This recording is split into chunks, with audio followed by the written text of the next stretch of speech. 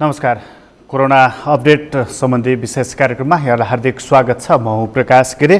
Corona भाइरसको संक्रमण नेपालमा झन बढिरहेको छ र अवस्था अलिकति नाजुक बनिरहेको छ। यो कोरोना भाइरसबाट संक्रमितहरूको संख्या बढिरहँदाखेरि यसबाट कसरी मुक्ति पाउने भन्ने सोच अहिलेको मूल सोच रहेको छ र अहिलेसम्म कोरोना भाइरसबाट नेपालमा 682 जना संक्रमित भएका छन् भने यही रोगको कारणले 4 जनाको मृत्यु भएको छ र नेपालमा यसरी 682 जनाको संक्रमण र 4 जनाको मृत्युसँगै यसबाट सरकारले कतिजना मानिसमा संक्रमण भएको छ भनेर 50,960 जनाको PCR परीक्षण गरेको छ भनेदेखि यो रोगबाट संक्रमितहरूमध्ये 112 जना निको भएर घर फर्किएका छन्। यो 682 मध्ये 112 जना निको भएका छन्। यो निकै उत्साहजनक खबर हो र यो रोगबाट संक्रमित भएकै मध्ये 567 जना अहिले आइसोलेसनमा रहेका छन्। देशका विभिन्न आइसोलेसन केन्द्रहरूमा उनीहरूको उपचार भइरहेको छ। आइसोलेसनमा तिनै मानिसहरू रहन्छन् जो कोरोना भाइरसबाट संक्रमित भएको पुष्टि हुने गर्दछ। ती मानिसहरूलाई नै आइसोलेसनमा राख्ने गरिएको छ र अहिलेसम्म 95,192 जनाको आरडिटी परीक्षण गरिएको सरकारले जनाएको छ र यो PCR परीक्षण र आरडिटी परीक्षणबाट कोरोना भाइरसको संक्रमण पुष्टि भएकाहरूलाई चाहिँ आइसोलेसनमा राख्ने गरिएको छ भने 46,029 जनाको क्वारेन्टाइनमा रहेको भनेर सरकारले डाटा दिएको छ। यो डाटा स्वास्थ्य मन्त्रालयले जारी गरेको हो र स्वास्थ्य मन्त्रालयले जारी गरेको डाटाहरूलाई एकछिन ख्याल गर्ने हो भनेदेखि अहिले भारतबाट नेपालमा प्रवेश गर्ने नेपालीहरूको संख्या उल्लेख्य मात्रामा बढेको छ र यिनीहरूको कारणले नेपालमा क्वारेन्टाइनमा बस्ने मानिसहरूको संख्या पनि बढेको छ र कोरोना भाइरसको संक्रमण पनि बढ्दै गरेको छ। संक्रमण बढ्दै जाँदाखेरि अब नेपालले आफ्नो भौतिक पूर्वाधारमा विस्तार गर्नुपर्ने देखिएको छ। मतलब सीमा नाकाहरूबाट नेपालीहरू प्रवेश गरिरहेका छन् र यसरी प्रवेश गरेका नेपालीहरूलाई क्वारेन्टाइनमा राख्नको लागि हिजो जति क्षमताको बनाएको थियो त्यसलाई विस्तार गर्नुपर्ने आवश्यकता देखिएको छ भने उनीहरूको परीक्षण छिटो गर्नुपर्ने आवश्यकता पनि देखिएको छ। त्यो छिटो परीक्षण नगर्दाखेरि कपिलवस्तुमा रहेको क्वारेन्टाइनबाट मानिसहरू भाग्न थालेका छन् परीक्षण भएन भनेर र अहिलेको यो गर्मी मौसम र क्वारेन्टाइन साँघुरो क्वारेन्टाइन यो दुवै कुराले निकै धेरै अप्ठ्यारो पारेको छ। त्यसैले गर्दाखेरि परीक्षण छिटो गर्नुपर्ने, रिपोर्ट छिटो आउनुपर्ने र जो मानिस संक्रमित भएका छन् उनीहरूलाई आइसोलेसनमा लैजाने, जो मानिसहरू संक्रमित भएका छैनन् उनीहरूलाई फरक खालको व्यवहार गर्नुपर्ने अवस्था यति बेला भइरहेको छ र अहिले यो क्वारेन्टाइनबाट नै भाग्ने अवस्था बनिरहेको छ भने हामीले एकपटक सोच्नुपर्ने हुन्छ क्वारेन्टाइनको हाम्रो अवस्था कस्तो रहेको छ भनेर र यो क्वारेन्टाइनको अवस्थाको बारेमा हामीले यदि अहिले सोचेनौँ भनेदेखि यसले हामीलाई दीर्घकालमा असर पनि पार्न सक्दछ। क्वारेन्टाइनमा रहेका मानिसहरूको बारेमा परीक्षण गर्नुपर्ने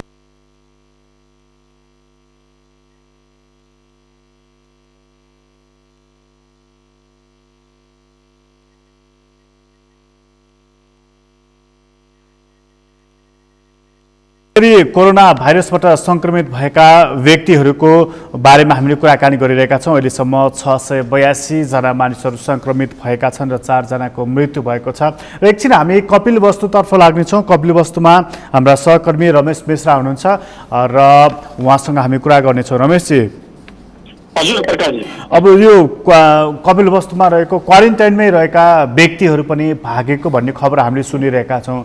अब क्वारेन्टाइनमा रहेका व्यक्तिहरू चाहिँ किन भागेका छन्? उनीहरूलाई के समस्या पर्यो अथवा उनीहरू के कारणले भागेका हुन्? के जानकारी छ? प्रकाश, अहिले कपिलवस्तुको वस्तुस्थिति भन्नुपर्दा भने कपिलवस्तु जिल्लाको कपिलवस्तु नगरपालिका अन्तर्गत रहेका वडा नम्बर 4 मा रहेको राष्ट्रिय प्राथमिक विद्यालयमा जुन क्वारेन्टाइन बनाइएको थियो त्यो भित्र 43 जना मान्छेहरू बसिरहेका थिए र त्यो हिजो चाहिँ 81 उठेर आफ्नो घर हिँड्दिए र आज मात्रै तिनलाई पछि चाहिँ फिर्ता बोलाइएको छ। त्यो मध्ये 5 जना मात्रै अहिले त्यो क्वारेन्टाइन भित्र आएका छैनन् र त्यो अव्यवस्थित जुन अहिले क्वारेन्टाइनको अव्यवस्थित व्यवस्थाले गर्दाले नै तिनीहरू भागेका हुन्। र किन भागेका हुन् सोद्धा तिनीहरूसँग भने तिनीहरूले अब 17 दिन 18 दिन 20 दिन भइसक्यो हाम्रो कुनै किसिमको टेस्ट नभएको हुनाले नै हामी भागेका हौँ भनेर उहाँहरूको भनाइ हो। र रमेशजी जस्तो यो क्वारेन्टाइनमा बसेकाहरू जस्तो 17-18 दिनदेखि क्वारेन्टाइनमा थिए, उनीहरूको परीक्षण भएन त्यसकारण भागे, ती भागेका चाहिँ कतिजना हुन्? त्यो टोटलमा 43 जना थिए प्रकाश। र त्यो आज फिर्ता आएका 5 जनामा फिर्ता त्यसमा पनि 5 जना फिर्ता आएका छैनन् र 38 जना चाहिँ फिर्ता पछि चाहिँ क्वारेन्टाइनमा आए। अनि यो 43 जना भागे, यो 43 जना भागेको चाहिँ परीक्षण भएन भनेर अलिकति झोकिएर रिसाएरै भागेका हुन् कि यसको अरू पछाडि अरू केही कारण पनि रहेको छ? अब त्यो कपिलवस्तु अहिले जिल्ला भनेको एकदम गर्मीले चाहिँ एकदम अहिले 50 डिग्री जति यहाँ गर्मी तापक्रम छ र अहिले 50 त होइन होला रमेशजी, 50 डिग्री त होइन होला, नेपालमा 50 डिग्री अहिलेसम्म पुगेको रेकर्डै छैन, तर जे होस् गर्मी चाहिँ छ त्यहाँ।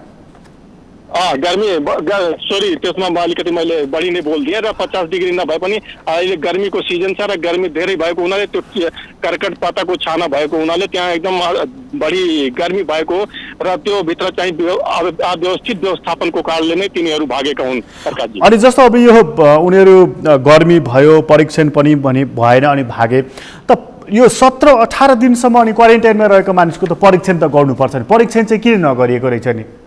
अब यहाँ हाम्रो स्वास्थ्य जुन कपिलवस्तु नगरपालिकाका स्वास्थ्य संयोजक जी हुनुहुन्छ उहाँसँग सम्पर्क गर्दा उहाँले के भन्नुभयो भने जस्तै अब त्यो चाँडै चाहिँ परीक्षण यहाँबाट हामी परीक्षण टेस्ट गरेर पठाइदिन्छौँ भने त्यहाँबाट चाहिँ तिनको टेस्ट भएको परीक्षण नआएको हुनाले परीक्षण गर्न ढिलाइ भइरहेको उहाँले भन्नुभयो। र अहिलेसम्म अनि जस्तो छ नि रमेशजी, जस्तो यो 43 जना जुन भागे, जुन अहिले यो कपिलवस्तु नगरपालिकाभित्र त्यो ठाउँको क्वारेन्टाइनमा मात्रै यस्तो परीक्षण ढिला गरिएको हो कि अरू पनि ठाउँमा छ नि त त्यहाँ क्वारेन्टाइन, अन्यत्र पनि यस्तै ढिला हुन्छ त्यहाँ? होइन, अहिले कपिलवस्तु जिल्लाको चाहिँ कपिलवस्तु नगरपालिका भित्र चाहिँ अलिकति बढी नै ढिलाइ देखिएको छ। किनभने अस्ति नै कपिलवस्तु जिल्ला कपिलवस्तु नगरपालिका भित्र रहेका एकजना पत्रकार साथीको पनि पोजिटिभ देखिएको थियो र तिनको घर परिवारको अहिलेसम्म पनि नभएको अवस्था देखिन्छ। र त्यस्तै चाहिँ अब यो कपिलवस्तुमा त्यो क्वारेन्टाइनबाट भागेको दोस्रो चाहिँ पहिला चाहिँ नगर यशोधरा गाउँपालिकामा रहेको एउटा क्वारेन्टाइनबाट पनि भागेका थिए मान्छेहरू र त्यो अहिले कपिलवस्तु जिल्लामा चाहिँ यशोधरा गाउँपालिकाको एउटा गाउँ नै सिल गरिदिएछ, त्यहाँ 5 जना पोजिटिभ देखिएको हुनाले र यो दोस्रो पटक हो त्यो क्वारेन्टाइनबाट भागेको मान्छेहरूको। अनि जस्तो अब यो भागेका छन् उनीहरू किन भागे भन्दाखेरि एक त गर्मी छ, दोस्रो परीक्षण छैन, रिपोर्ट आएको छैन। अनि तपाईँले जस्तो त्यहाँ कुरा गर्नुभयो नि, जस्तो त्यहाँको मेडिकल सुपरिन्टेन्डेन्टसँग कुरा गर्नुभयो होला, स्थानीय जनप्रतिनिधिसँग कुरा गर्नुभयो होला, अब परीक्षण नगर्ने हो भने मान्छेलाई थुनेर चाहिँ किन राख्नु, थुनेर राखिसकेपछि परीक्षण किन नगर्नु सोध्नु भएन तपाईँले यसरी? परीक्षण किन गरिएको भनेर सोध्दा उहाँहरूले अब 1000 को चाहिँ यहाँको किट मगाएछ कपिलवस्तु नगरपालिकाले र जुन यहाँबाट परीक्षण गरेर पठाएको रिपोर्ट नआइदिएर पनि चाहिँ उहाँहरूले अहिले परीक्षण गर्न ढिलाइ गर्नु भएको छ भनेर भन्नुभयो। र अनि जस्तो त्यो आरडिटी परीक्षण त ती तुरुन्तै गर्न सकिन्छ नि, त्यो परीक्षणबाट रिपोर्ट त तुरुन्तै आउँछ, त्यसको लागि पनि कपिलवस्तुबाट बुटोल अथवा अन्यत्र पठाउनु पर्छ र? त्यो अहिले यहाँको स्वास्थ्य कर्मीको संख्या पनि निकै कम देखिएको हुनाले चाहिँ स्वास्थ्य संयोजकले त्यही भन्नुभयो कि यहाँ जुन चाहिँ विज्ञहरूको चाहिँ संख्या कम भएको हुनाले पनि टेस्ट गर्न ढिलाइ भएको हो र त्यो अलिकति व्यवस्थापन पनि चाहिँ जनप्रतिनिधिहरूबाट व्यवस्थापन पनि राम्रो नदेखिएको हुनाले पनि भागेका हुन्। अनि त्यसपछि त त्यसो भएदेखि त झन् डरलाग्दो अवस्था भयो रमेशजी, किन भन्दाखेरि अब फेरि पनि भारतबाट भनौँ न कृष्णनगर नाका हुँदै फेरि पनि मानिसहरू आउन सक्दछन्, आउने तयारीमा पनि छन्, त उनीहरू पनि थपिए भनेदेखि त क्वारेन्टाइनमै राख्नुपर्ने हुन्छ, झन् परीक्षण ढिला हुने भयो, झन् समस्या हुने भयो। जनप्रतिनिधिहरू के भन्छन्, कसरी व्यवस्थापन गर्ने यसको, उनीहरूको तयारी के छ? अब कपिलवस्तु जिल्लामा भन्नुपर्दा भने खुला सिमाना भएको हुनाले यहाँबाट चाहिँ प्युठान, रोल्पा, रुकुम र अर्घाखाँची थुप्रै ठाउँका मान्छेहरू यही बाटो भएर नै निस्किरहेका छन् र त्यो कृष्णनगर नाकामा अहिले कपिलवस्तु जिल्लामा दिनहुँ 200 से 300 जनाको संख्या चाहिँ जुन अहिले ट्रेन चलेछ भारतबाट त्यो ट्रेनले गर्दा चाहिँ अहिले कपिलवस्तु जिल्लामा 200-300 जना त भारत अर्को जिल्लामा पनि जाने गरेका छन् र कपिलवस्तु जिल्लाभित्र पनि अहिले सयौंको संख्यामा मान्छेहरू चाहिँ भित्रिरहेछन् र तिनको व्यवस्थापन गर्न जनप्रतिनिधिहरूलाई अहिले यति गाह्रो भइरहेको छ र तिनीहरूलाई व्यवस्थापन गर्न निकै एकदम कठिनाइमा छन् जनप्रतिनिधिहरू। अनि जस्तो छ नि रमेशजी, जस्तो अब सीमानाकाबाट नेपाल प्रवेश गरे नेपालीहरू आए, यता कतिलाई क्वारेन्टाइन राखिएको छ, कतिको परीक्षण गरेपछि अर्को गाउँपालिका अथवा नगरपालिकामा पनि पठाइएको छ हैन त। हो, अब त्यसरी पठाइएकालाई चाहिँ कसरी जान्छन् त? जस्तो अहिले हाम्रो लकडाउन छ, सवारी साधन चलेको छैन भनेपछि कपिलवस्तुबाट मान्नुस् बुटोल जानु पर्यो अथवा चाहिँ पाल्पा जानु पर्यो अथवा चाहिँ प्युठान जानु पर्यो भने कसरी जान्छन् त?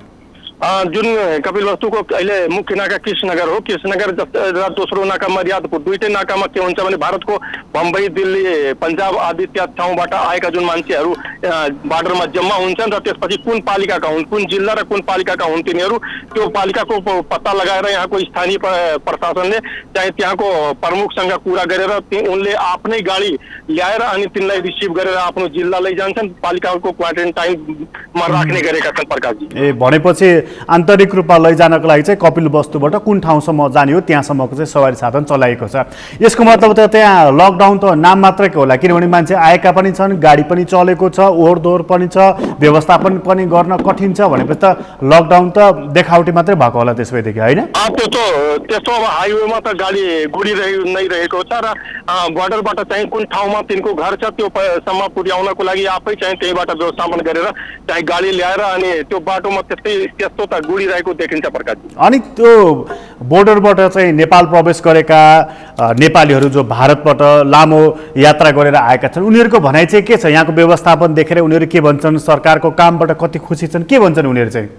जुन भारतबाट आइरहेका मान्छेहरू हुन्छन् त्यो नेपालमा पस्ने बित्तिकै तिनीहरूलाई यस्तो दिक्क मान्छन् कि आफ्नो जन्मभूमिमा आफै चाहिँ नागरिक भएर पनि यस्तो दुर्व्यवहार भइरहेको छ। जस्तै तिनीहरू भारतको जुन ठाउँबाट हिँडिरहेका छन् त्यहाँ टेस्ट गराएर मात्रै त्यहाँबाट पनि क्वारेन्टाइनमा नै बसेका थिए र त्यो सम्बन्धित ठाउँमा यहाँ आएपछि पनि तिनीहरू अब 14 दिन 21 दिन 25 दिनसम्म बसिराख्नु परिरहेको छ र त्यो बाटोमा 2 दिन जति त्यहीँ बसिराख्नु परिरहेको अवस्था छ प्रकाशजी र एकदम निकै दुखी भएर तिनीहरू मात्रै नेपाल प्रवेश गरिरहेका छन् प्रकाश। हो, भनेपछि त बडा दुःखदायी अवस्था भयो, किनभने एक त गर्मी छ, दोस्रो क्वारेन्टाइनको त्यो हाल छ, तेस्रो परीक्षण छैन, चौथो गाडी पनि बडा कष्टले चाहिँ चढेर अर्को ठाउँसम्म जानुपर्ने हुन्छ।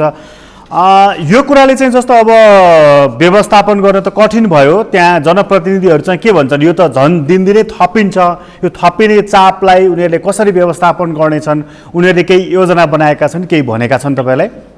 जुन पहिला जनप्रतिनिधिहरूले जे जस्तो सोचेका थिए, जस्तै सुरुमा तिनीहरूले चाहिँ खाद्यान्न आदि इत्यादि सामग्री जुन राशन सामग्रीहरू वितरण गरिदिए, त्यस पश्चात चाहिँ अहिले आएर 81 मान्छेहरूको भिड जुन 81 बढिदियो त्यसले चाहिँ जनप्रतिनिधिहरू एकदम नै त्रसित छन् र त्यो योजनाबद्ध तरिकाले त्यो निर्वाह गर्न गाह्रो भइरहेको छ उनीहरूलाई, किनकि त्यो आकस्मिक चाहिँ त्यो एकैचोटि आएर झप्पै मान्छेहरू अब एउटा वार्डमा चाहिँ 200-300 जनाको संख्या छ र धेरै त गन्न नसकिने संख्या पनि छ। जस्तै सिडिओ साहबले 8,000 संख्या मात्रै भन्नुभएको थियो र त्यो संख्या चाहिँ अहिले धेरै गाउँमा त्यतिकै छरेर बसेको छन् मान्छेहरू र कपिलवस्तु जिल्लालाई भन्नुहुन्छ भने राम भरोसे भगवान भरोसे नै जिल्ला छ, किनकि अब त्यो थुप्रै मान्छेहरू क्वारेन्टाइनबाट पनि भागेका छन्, थुप्रै मान्छेहरू भारतबाट त्यतिकै आएर आफ्नै घरमा बसिदिएका छन् र त्यस्तो अब यहाँको अवस्था धेरै जटिल नै छ प्रकाशजी। रमेशजी तपाईँलाई धेरै धन्यवाद जानकारीको लागि।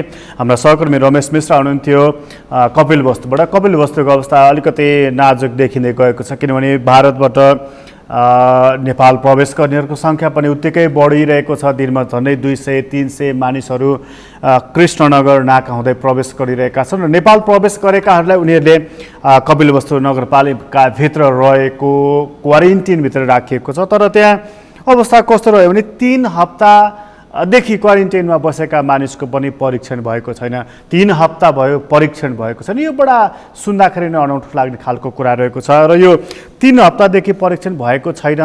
गर्मी यति धेरै छ, आफ्नो घर पनि मानिस जान पाएका छैनन् भनेदेखि स्वाभाविक छ मानिसहरूले यसमा प्रश्न उठाउनु, त्यसकारण प्रश्न मात्र उठाएका छैनन्। कतिपय मानिसहरूले त्यो क्वारेन्टाइन नै छोडेर हिँडेका छन्। 17-18 दिनसम्म बस्दाखेरि पनि परीक्षण नभएपछि हिजो 43 जना मानिसहरूले कपिलवस्तुबाट क्वारेन्टाइन छोडेर भागे। त्यसमध्ये केही मानिसलाई फेरि फिर्ता ल्याइएको छ, तर 5 जना मानिसहरू सम्पर्कमा आएका छैनन्, उनीहरू हिँडेका छन्। र सबैभन्दा डरलाग्दो कुरा चाहिँ के हो भने उनीहरूलाई कोरोना भाइरसको सङ्क्रमण छ कि छैन भन्ने कुराको पनि कसैलाई केही पनि थाहा छैन, किनभने त्यहाँ परीक्षण नै भएको छैन।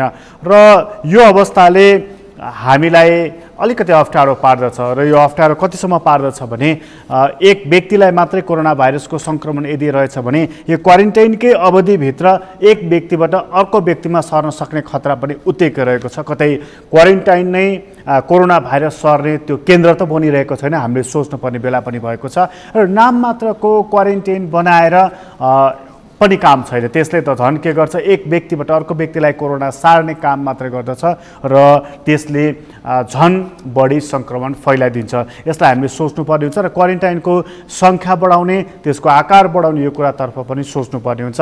र लामो यात्रा तय गरेर नेपाल फर्केका नेपालीहरूलाई आफ्नो जन्मभूमिमा आइसकेपछि उनीहरूलाई कम्तीमा पनि हामीले राहत दिनुपर्छ, ढाडस दिनुपर्छ।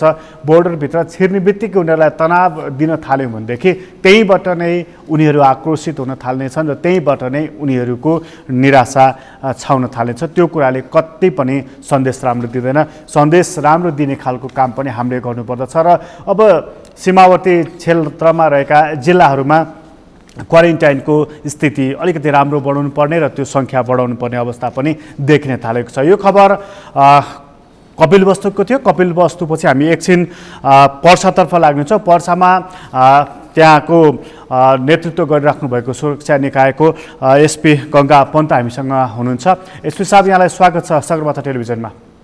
धन्यवाद। हजुर, अहिले सुन्नु भएको छ? हजुर, सुन्दै हुनुहुन्छ? हजुर, अनि जस्तो यो पर्साको चाहिँ अलिकति अवस्था सुनौँ। जस्तो एकैछिन हामीले कपिलवस्तुको कुराकानी गऱ्यौँ, त्यहाँ त क्वारेन्टाइनमा बसेका व्यक्तिहरू नै भागेछन्। पर्सामा पनि अब गर्मी त तीव्रै रूपमा बढेको छ। बोर्डरको अवस्था कस्तो छ त्यहाँको अलिकति बताइदिनुहोस् न। हजुर, बोर्डरको सेक्युरिटी अवस्था चाहिँ राम्रो छ। जो दुई देशका सुरक्षा फौजहरूको बिचमा समन्वय छ। आउने व्यक्तिहरूलाई अब अहिले नेपाल आउन चाहने व्यक्तिहरूलाई विशेष गरी यो बोर्डरबाट हामी बोर्डरमा जोडिएको जिल्ला भएकोले यही बोर्डर प्रयोग नगरी नहुने व्यक्तिहरू चाहिँ आउनु भएको छ। उहाँहरूलाई चाहिँ हामीले सिधै क्वारेन्टाइनमा राख्ने व्यवस्था गरेका छौँ। जुन व्यक्ति जुन गाउँपालिका नगरपालिकाको हुनुहुन्छ त्यही सम्बन्धित गाउँपालिकामा राख्ने व्यवस्था गरेको छ। अहिलेसम्म यो बोर्डरबाट अन्य जिल्लाहरूमा जाने व्यक्तिहरू नआउनु भएको हुनाले खास गर्ने समस्या चाहिँ छैन। तर पारीबाट आउने सबै मान्छेहरूलाई चाहिँ क्वारेन्टाइनमा राख्ने व्यवस्था गरियो। जस्तो अरू नाकाहरूबाट जसरी मानिसहरू आइरहेका छन्, जस्तो कपिलवस्तुको कुरा गऱ्यौँ, हामीले नेपालगञ्जको कुरा गरिरहेका छौँ, त्यहाँबाट चाहिँ प्रशस्त मानिसहरू आइरहेका छन्। पर्साको यो नाकाबाट पनि भारतबाट नेपालमा प्रशस्तै आएका छन् मानिसहरू? होइन, प्रशस्त आएको अवस्था चाहिँ छैन यो बोर्डरबाट। केही सङ्ख्यामा चाहिँ अब इन्डियाको क्वारेन्टाइनमा रहेको भन्ने देखिएको छ। तिनीहरूलाई ल्याउने प्रयास अब हुन्छ। अन्य चाहिँ जस्तै यही विशेष गरी पर्सा निवासीहरू आउनु भएको छ। उहाँहरूलाई चाहिँ मैले अहिले पनि भनेको सिधै क्वारेन्टाइनमा राख्ने व्यवस्था गरिदिएको छ र अहिलेसम्म यो नाकामा त्यस्तो प्रेसर चाहिँ छैन। हजुर, अनि जस्तो अब यो बोर्डरबाट पनि अलिअलि नेपालीहरू नेपाल प्रवेश गर्न थालेका छन्। अब 2 महिना भइसकेका छ लकडाउनको पनि, अलिकति मानिसमा उकुस मुकुस पनि देखिन थालेको छ। पर्सामा चाहिँ तपाईँको जस्तो अब तपाईँले कडाइ त गरिराख्नु भएको छ, त्यो सुरक्षात्मक अवस्था पनि अप्नाइराख्नु भएको छ र पनि अब लकडाउनको बारेमा चाहिँ त्यहाँ प्रश्नहरू गर्न थालिएको, कतिपय मानिसहरू हिँड्न थालेको, यो कुराले कतिको चुनौती थपिएको छ? होइन, चुनौती त सुरुका दिनहरूबाटै छ। किनभने अब लकडाउन आफैमा नयाँ कुरो थियो, चाहे त्यो सुरक्षाकर्मीको हकमा होस् चाहे आम नागरिकको हकमा होस्। अब यसलाई बुझ्न टाइम लाग्यो। त्यसको माथि पनि अब यसको आवश्यकता के छ भनेर बुझ्न सबैले अहिले पनि सकेको अवस्था चाहिँ छैन। अब त्यति हुँदै पनि अब ठुलो अलिकति समूहले बुझेको हुँदा चाहिँ त्यति धेरै गाह्रो पनि छैन। अब कतिपय व्यक्तिहरू बिहान काम गरेर बेलुकी खाने अवस्थाको पनि हुनुहुन्छ। उहाँहरूको लागि त पक्कै पनि कष्ट छ नै। लकडाउन। हजुर। तर त्यति हुँदा हुँदै पनि अब स्थानीय तहसँग हाम्रो सहकार्यहरू राम्रो छ र यही कुराहरू जति कतिपय कुराहरूमा अब राहत खानै नपाउने गर्दा विभिन्न संस्थाहरूले पनि राहत वितरण गर्ने, अब स्थानीय तहले पनि राहत वितरण गर्ने र यो आवश्यकता हो भन्ने किसिमबाट गाह्रो हुँदा हुँदै पनि अब ठेकिराखिया छ भन्ने चाहिँ लाग्छ मलाई, त्यो चाहिँ आम नागरिककै सहरमा। अब यो दिनदिनै जस्तो यो अलिकति गाह्रो पनि हुँदै जानेछ नि, किनभने बोर्डरबाट पनि प्रवेश गर्नेहरूको सङ्ख्या पनि बढ्दै जानेछ, किनभने भारतमा पनि अब आन्तरिक उडानहरू पनि सुरु गर्यो, रेल पनि सुरु गर्यो, त नेपालीहरू आउने क्रम पनि सुरु हुन्छ। अब यसलाई कसरी व्यवस्थापन गर्ने, जस्तो अब अन्य जिल्लाहरूको कुरा गर्ने हो भने क्वारेन्टाइनमै रहेका व्यक्तिहरू पनि भागेको देखियो थियो, किनभने त्यहाँ परीक्षण पनि भएन, गर्मी पनि बढ्यो, ठाउँ पनि साँघुरो भनेर। पर्सामा चाहिँ यस खालको चुनौती देख्नु भएको छ तपाईँले? होइन, त्यो चुनौती चाहिँ मलाई लाग्छ साझा चुनौती हुने यो सबै ठाउँका।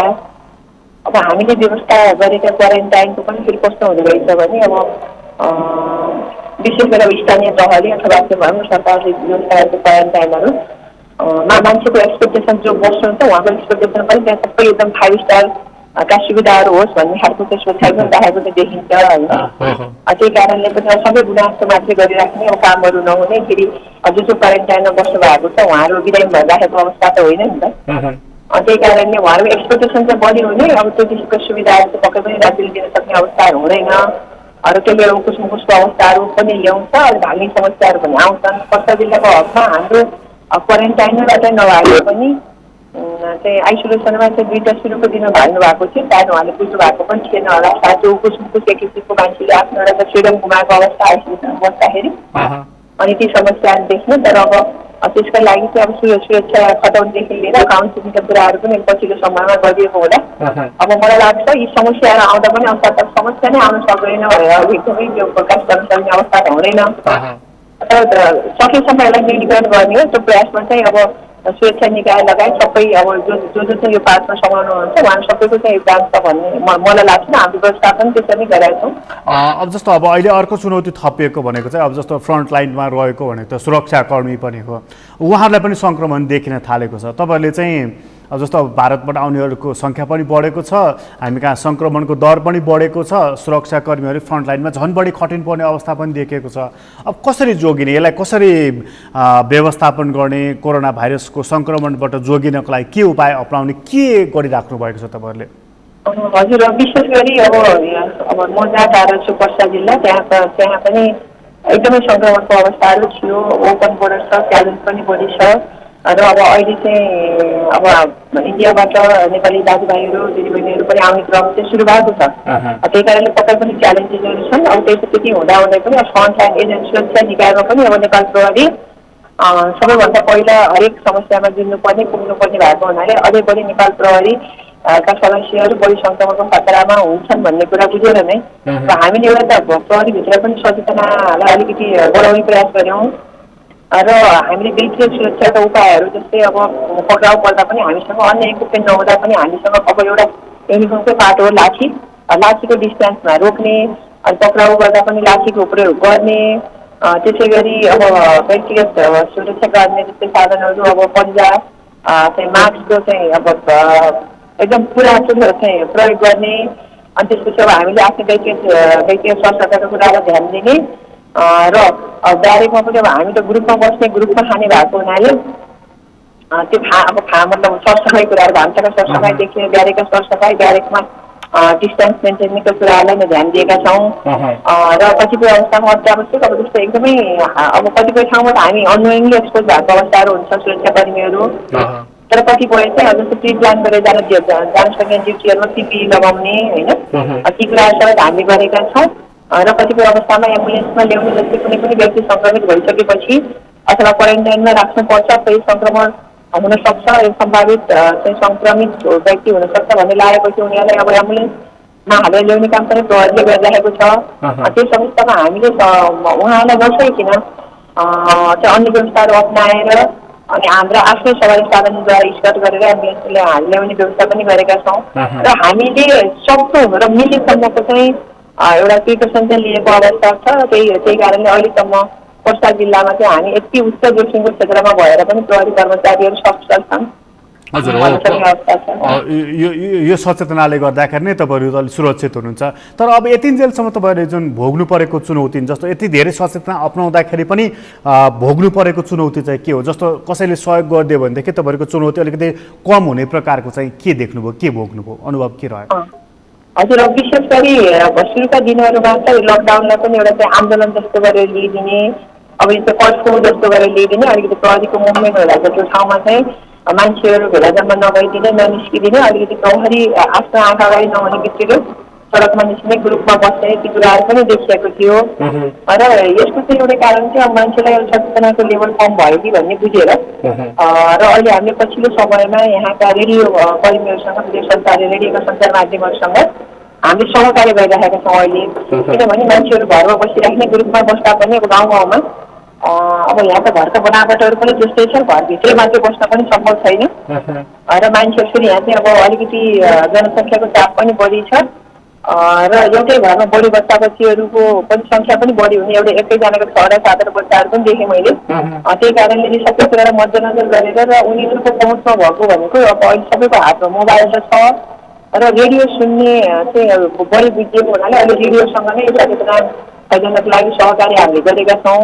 र मैले सबैभन्दा ठुलो चुनौती देखेको भनेको वास्तवमा नबुझ्ने अथवा चाहिँ रोजीको सवाल भएका व्यक्तिहरू भन्दा पनि चुनौती चाहिँ बुझेको मान्छेहरू जसले बुझ्नु भएको छ र जसको लागि सबै कुराको पहुँच छ, उहाँहरू चाहिँ वास्तवमा लकडाउनको चुनौती चाहिँ उहाँहरू हो जस्तो मैले चाहिँ त्यसरी बुझेँ।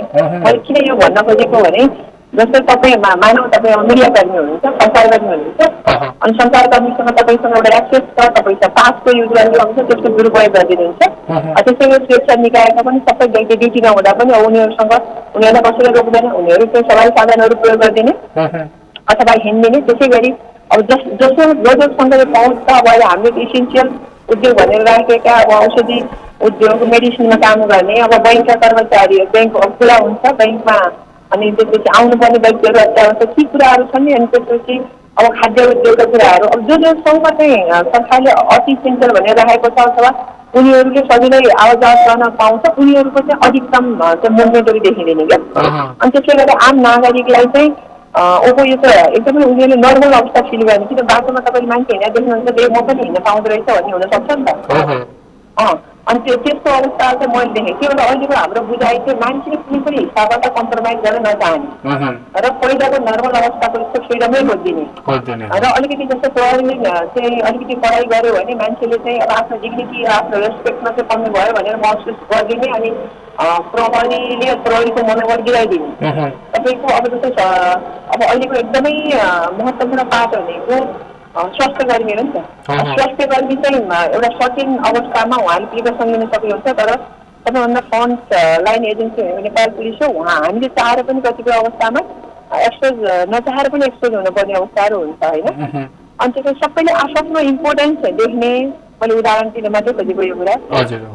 तर आफूले दिने कन्ट्रिब्युसन के त, म एउटा चाहिँ सुरक्षाकर्मी हो भने म चाहिँ कुन बेला हिँड्नु हुने, कुन बेला हिँड्न नहुने, अब यो आवश्यक छ कि छैन, यो मेरो ड्युटी हो कि होइन भन्नुभन्दा पनि म त जता पनि हिँड्नु सक्ने भएँ। अब मेरो चाहिँ कसैले रोक्दा पनि रोक्दैन अथवा त्यो किसिमबाट मैले आफ्नो घर परिवारलाई त्यही किसिमबाट चाहिँ अब त्यो सुविधा दिन प्रयास गर्ने। यो क्षेत्रबाट चाहिँ अलिकति बढी जोसँग एक्सेस छ ती मान्छेहरूले चाहिँ मिसयुज गरेको गर्दाखेरि अनि आम नागरिक जसलाई चाहिँ अत्यावश्यक ती मान्छेहरूको अलिकति बढेको हो। जस्तो जोसँग एक्सेस छ उनीहरूले चाहिँ मिसयुज गरिदिन थाले, अनि जोसँग एक्सेस छैन उनीहरूले त देख्दाखेरि त म पनि हिँड्नु हुँदो रहेछ क्यारे, सबै त हिँडेका छन्, म हिँड्दा चाहिँ के बिग्रन्छ टाइपको चाहिँ मनोभावना चाहिँ विकास हुँदै गयो है।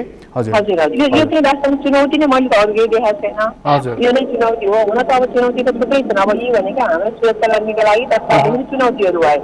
त्यसको अलावा पनि मान्छेहरू लामो समयदेखि घरमा बसिरहेको छ, भनौँ न सबैको आर्थिक अवस्था त्यही छैन, कतिले अब गरेर खानुपर्ने मान्छेहरू हुनुहुन्छ, उहाँहरूको लागि पनि पक्कै पनि यो चुनौती छ। यसले गर्दा चाहिँ भोलि कार्यान्वयनको बाटो त पक्कै पनि कमजोर बनाउँछ यो बाटोहरूले। अब त्यसै गरी मान्छेहरूको अब रोजगार गुमेको अवस्थाहरूलाई भोलि चाहिँ विदेशबाट पनि नेपालीहरू आउने क्रम सुरु होला, र त्यसको पनि च्यालेन्जहरू छुट्टै छनै छन्। अनि मान्छेहरू त्यसै अब काम गर्न सक्ने अवस्था नभएपछि समाजमा अपराधिक घटनाहरू पनि स्वतः वृद्धि हुनसक्ने सम्भावना छन्। अब एउटा चाहिँ हामी चाहिँ अब त्यो शान्ति सुरक्षाको बाटो चाहिँ बाटो हाम्रो भएको हुनाले हाम्रो लागि त त्यसै पनि चुनौती छन्। तैपनि तत्काललाई देखेको चुनौती भनेको कम्तीमा पनि अब हामीले यस्तो बेलामा सबैको कन्ट्रिब्युसन हुनुपर्छ भन्ने नसोचिदिने र हामीले अलिकति चाहिँ आफ्नो राइट बेसमा बढी जाने होइन, आफ्नो ड्युटी बेस चाहिँ त्यो प्रवृत्ति चाहिँ हाम्रो हराएको हो कि कता कता मैले चाहिँ त्यो फिल गरिरहेको छु। यसमा साहब तपाईँलाई धेरै धन्यवाद महत्त्वपूर्ण भनाइ राखिदिनु भएकोमा। आदरणीय दर्शकबिन, हामीले कुराकानी गरेका थियौँ पर्सा जिल्लाको एसपी गङ्गा पन्तसँग। बडा महत्त्वपूर्ण विचार उहाँले राख्नु भएको छ कि लकडाउनको अवधि छ, सबैजना मानिसलाई सङ्कट परेको छ, सङ्कटमै छौँ हामी सबैजना, तर उहाँको भनाइलाई एकछिन ख्याल गर्ने हो भने बडा गम्भीर प्रकारको भनाइ उहाँले राख्नुभएको छ। किनभने यो अनुभवमा आधारित भनाइ हो उहाँको। किनभने जोसँग पास छ ती मानिसहरू यत्रतत्र सर्वत्र हिँडिदिएको र आफ्नो ड्युटी भन्दा पनि अन्यत्र पनि हिँडेको यो खालको परिस्थिति देखिएको छ। र जोसँग छैन ती मानिसहरूले सडकमा गाडी गुडेको, मानिसहरू हिँडेको देख्दाखेरि म पनि हिँड्नु हुँदो रहेछ, त्यो अर्को मान्छे त हिँडिरहेको छ, म चाहिँ किन नहुने भनेर यसरी उल्लङ्घनको घटनाहरू चाहिँ यसरी एकले अर्कोलाई प्रमोट गरिरहेको देखिएको छ। र जोसँग पास छैन, जो घरमै थुनिएर बसेका छन्, ती मानिसभन्दा पास भएका या भनौँ अलिकति हाई प्रोफाइलका मानिसहरूको सरगर्मी, हिँडाइ बोलाइ चलाइबाट चाहिँ चुनौतीहरू थपिएको छ भनेर उहाँले आफ्नो अनुभव बताउनु भएको छ। र सँगै सीमावर्ती जिल्लाको अर्को समस्या के भने भारतबाट नेपाल प्रवेश गर्ने नेपालीहरूको सङ्ख्या पनि बढोत्तरी भइरहेको हुनाले क्वारेन्टिनलाई कसरी व्यवस्था गर्ने, त्यहाँ रहेका मानिसहरूको परीक्षण कसरी गर्ने र ती मानिसहरूको समक्षमा पुग्नुपर्ने भएको हुनाले आफू पनि कसरी जोगिने, यो कुराको चुनौती थपिन थालेको छ। यसलाई अब ध्यानपूर्वक हेर्नुपर्नेछ। माइन्युटली हेरेन भनेदेखि यसले अर्को खालको समस्या पनि ल्याउन सक्नेछ। पर्सापछि हामी एकछिन बर्दियातर्फ लाग्नेछौँ। बर्दियामा हाम्रा सहकर्मी मुरली गोडिया हुनुहुन्छ। मुरलीजी, हजुर प्रकाश जी, जस्तो अब बर्दियाको एकछिन कुरा गरौँ। बर्दियाको चाहिँ जस्तो अघि एकछिन अगाडि हामीले कुरा गऱ्यौँ कपिल वस्तुको, त्यहाँ क्वारेन्टाइनको निकै समस्या रहेछ, त्यहाँबाट मानिसहरू नै भागेको देखियो। बर्दियाको नि एकछिन क्वारेन्टाइनकै कुरा गरौँ। बर्दियाको क्वारेन्टाइन चाहिँ कतिको व्यवस्थित छ? प्रकाशजी, बर्दिया जिल्लाको विभिन्न पालिका गरी 105 ठाउँमा क्वारेन्टाइन स्थापना गरिएको छ, जहाँ चाहिँ 4500 जतिको बेड सङ्ख्यामा क्वारेन्टाइनहरू निर्माण गरिएको छ। र विशेष गरी अब बर्दिया जिल्ला 83 किलोमिटर भूमि भारतसँग जोडिएको हुनाले कोरोना सङ्क्रमण को उच्च जोखिममा मानिएको जिल्ला पनि हो। र हिजो मात्रै स्वास्थ्य मन्त्रालयले दिएको जानकारी अनुसार बर्दियामा थप 3 जना सङ्क्रमण देखिएको छ, जो गुलरिया नगरपालिका वडा नम्बर 1 का 1 जना, त्यसै गरी गुलरिया नगरपालिकाकै वडा नम्बर 10 का 2 जना हुनु सङ्क्रमण देखिएका छन्। र उहाँहरू चाहिँ छिमेकी राष्ट्र भारतबाट आउनु भएको थियो, रोजगारीको सिलसिलामा जानुभएको थियो। उहाँहरू नेपाल प्रवेश गर्ने बित्तिकै उहाँहरूलाई क्वारेन्टाइनमा राखिएको थियो र गएको शनिबार उहाँहरूको स्वाब सङ्कलन गरी नमुनाको लागि परीक्षण गर्नका लागि चाहिँ पठाइएको थियो। र विशेष गरी जुन गुलरिया नगरपालिका वडा नम्बर 1 का जुन पुरुषमा कोरोना सङ्क्रमण देखिएको छ, उनलाई क्वारेन्टाइनमा राखिएको अवस्थामा उनलाई ज्वरो आएपछि बर्दिया अस्पतालमा ल्याइएको थियो आइसोलेसनमा, र त्यहीँबाट चाहिँ उहाँको स्वाब सङ्कलन गरी पठाइएको थियो। र उनलाई कोरोना सङ्क्रमण देखिसकेपछि अहिले बर्दियाको सदरमुकाम गुलरिया स्थित बर्दिया अस्पतालको आइसोलेसन वार्डलाई सिल पनि गरिएको छ। प्रकाश, जस्तो अब यो चाहिँ त्यहाँको जानकारी दिनुभयो तपाईँले। मैले चाहिँ अझै जान्न चाहेको मुरलीजी, जस्तो चाहिँ क्वारेन्टिन चाहिँ कस्तो देखावटी मात्रै क्वारेन्टिन छ कि साँच्चैकै मानिस बस्न सक्ने खालको छ? किनभने बर्दिया पनि अब अलिकति गर्मी नै ठाउँ छ होइन, किनभने त्यहाँ परीक्षण कसरी भइरहेको छ र त्यो ठाउँलाई कसरी व्यवस्थापन गरिएको छ, केही जानकारी छ? एकदम हजुरको आवाज अलिक क्लियर आएन प्रकाशजी। जस्तो यो क्वारेन्टाइनको कुरा नि मुरलीजी, जस्तो चाहिँ त्यो क्वारेन्टाइन चाहिँ कतिको व्यवस्थित गरिएको छ? गर्मी बढेको छ, मानिसहरू क्वारेन्टाइनमा बस्नुपर्ने अवस्था छ, त त्यो परीक्षण कसरी भइरहेको छ अनि त्यो ठाउँलाई कसरी व्यवस्थापन गरिएको छ?